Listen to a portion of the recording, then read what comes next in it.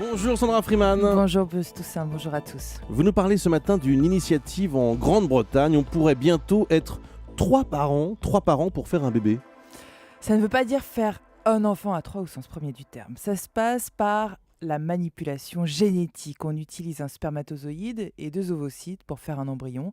L'autorité anglaise pour la fertilité humaine et l'embryologie, la HFEA, qui est le comité d'éthique britannique, a donné son accord pour de telles pratiques après plusieurs mois de consultation publique.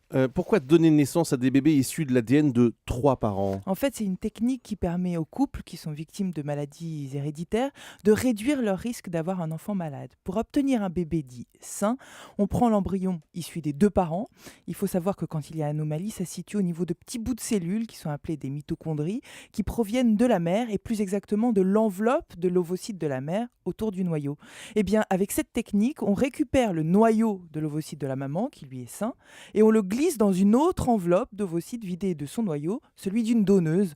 En gros, on récupère une coquille saine pour remettre l'œuf dedans. Comme ça, la mère ne transmet pas la maladie à son enfant. Alors, face à cette forme de manipulation génétique, est-ce qu'il y a une réticence en Grande-Bretagne ? Bien, d'un côté, ça pourra soulager de nombreuses familles d'ici 3 ans, maintenant que le gouvernement britannique a le feu vert pour faire modifier la loi. Et puis de l'autre, se posent de vraies questions. Quel sera le statut de la donneuse ? Et sur un plan éthique pur, jusqu'où déplacera-t-on le curseur génétique avant de tomber dans un eugénisme radical ? Maintenant que la science sait faire, est-ce que la conscience sait aussi ne pas faire ? Merci Sandra Freeman.